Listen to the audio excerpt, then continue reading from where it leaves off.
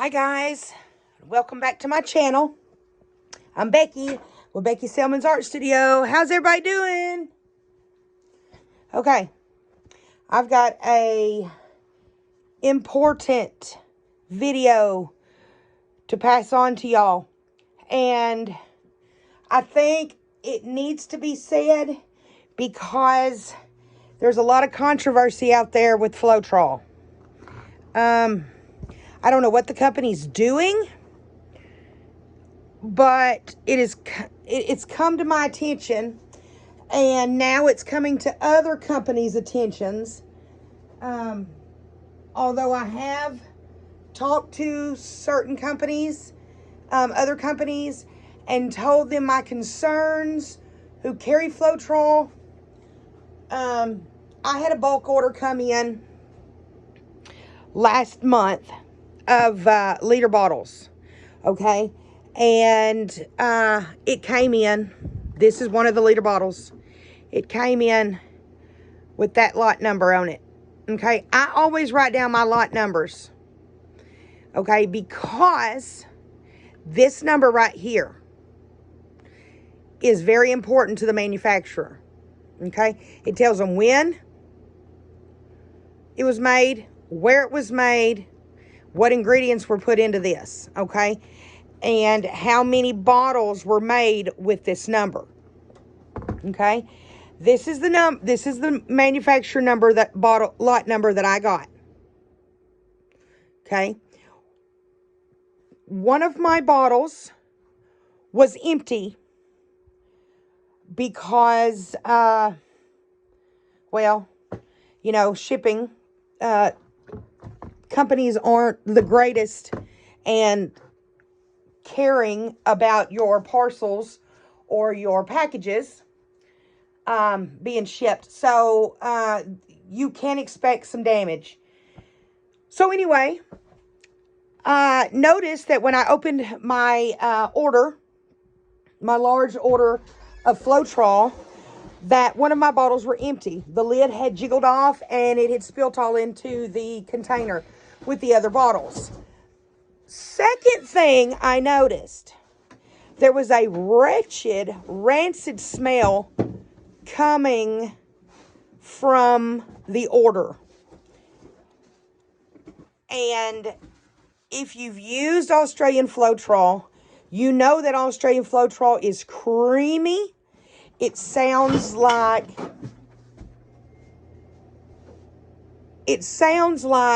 melted ice cream. It's way thicker and creamier than water. I'm going to shake. This is my bottle that I got in. I've had this for almost 2 years now, this bottle. I don't do very many blooms, and I only mix up small batches.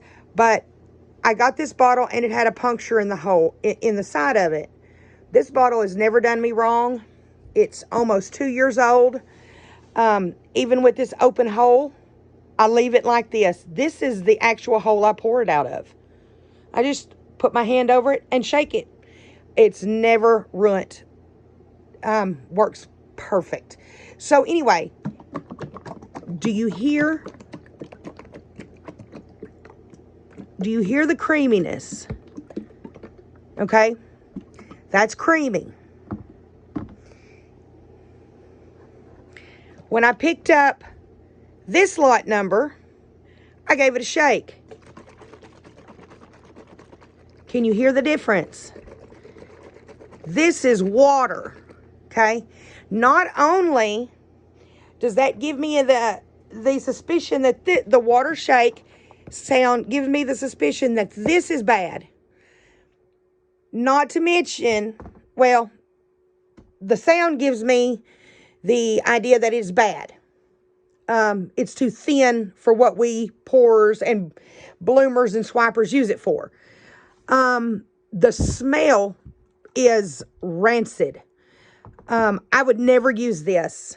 The 8 bottles that I got in my order that had this lot number on them, I immediately took every lid off of it, and they were all rancid. 100%. Did I stock those that lot number on my shelf? Absolutely not.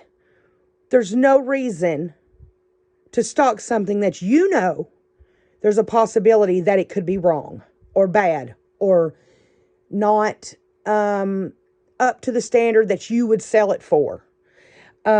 So I contacted the company. They replaced my 8 bottles once the manufacturer of this determined that that lot is bad.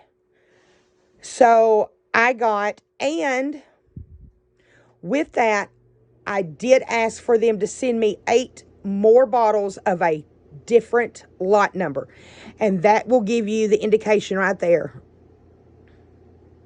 This lot number, my experience, by all accounts, in my opinion, is a true and bad lot number for Australian Floetrol. If you have a bottle, a liter bottle, this is only going to affect these liter bottles. If this bottle, your liter, has this lot number on it, be wary. It is probably bad, rancid smelling, and shakes and sounds like pure water. Okay? If that happens, I suggest you contact the company that you bought it from. Let them know. Yes, if they do ask for video or some kind of proof, I suggest you do give them that proof. But if one of my customers and one of these bottles slipped past me and I sold one of these bottles with this lot number on it, and one of my customers contacted me and said, oops, I got a bad lot number. I think I got a bad bottle of Floetrol. I'm going to immediately ask him, what's your lot number? Can I get a picture of the number off of your bottle? That's what I'm looking for. That's my tracer. Okay, that's my paper trail. And that's Floetrol's in Australia's paper trail for their bottles. That's a very important number. Now, I can't speak for this whole lot that they are bad. This lot number. Okay? But my experience as Becky Selman's art studio, selling the Australian Floetrol, we do a spot check on our bottles and our lots. If one bottle with a lot number is bad, it pains me to do it. And if it's my whole order, I will send my whole entire order back. These 8 bottles are sitting out on my porch in freezing weather, and I'm not even going to try to save them. They are rancid smelling. And I don't know if a chemical reaction has happened in this bottle, and now it has become toxic. So what I suggest you do if you have this lot number, it's MF20655. I suggest you get in contact with your company that you bought it from and talk about replacement. They may want proof that your bottle is bad. All you have to do is a rancid smell, watery bottle, shake it for them, let them hear it. And then they should give you a refund if they're good business practice. Becky Selman's Art Studio always has good business practices. You will get 100% guaranteed bottle, undefected bottles from me. If you do get a defective bottle, I will make it right 100%. So I did want to come on, give y'all a little bit of, feedback and why the lot numbers on these bottles are so important. The 500 milliliter bottles do have a lot number, but they have a sticky tape, like a sticker with a lot number on it. If my stickers come off, I do write down with a black marker on the bottle what the lot number was, so that way you still get your lot number, even if a bottle had leaked and your sticker got pulled off that bottle, you will still get your lot number.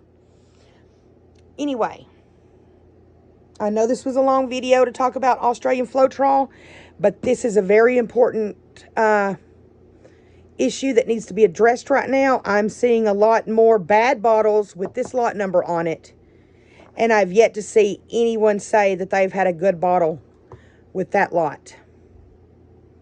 Now, like I say, this is my own personal bottle. I've had this bottle 2 years. It was a damaged bottle, and it was good, and I'm still using it. But when it comes out rancid smelling, it's a no-go. You don't want to blow on that. You don't want to breathe on that. You don't even want to put your bare hands in that. You never know what's been growing in that bottle. What kind of chemicals they put in that messed it up. It's contaminated. Something in that bottle is contaminated to make it rancid. So, my suggestion, if you get a bottle, there we go. If you get a bottle with that lot number, caution. Use caution moving forward with this bottle. I appreciate you taking the time to listen to me, my concerns, and I hope this has given you I hope this is giving you a little bit of knowledge, and a little bit of learning on your bottles of Floetrol and why these numbers are so important. If you're an artist, you must know this information. You know, it could be dangerous. It might not. I don't know, but I'm not going to use and I'm not going to sell rancid smelling Floetrol. If it doesn't smell sweet, it's not getting sent out. So, anyway, that's just my business practice here at Becky Selman's Art Studio. If y'all have any questions, you can always contact me at beckyselman79@gmail.com.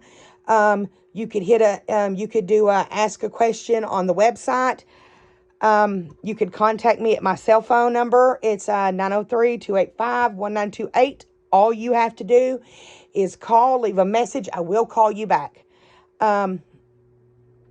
Or if you send me a text, you're more than welcome to text me. Just let me know your name and what you're needing, and I will do my very best to help you out.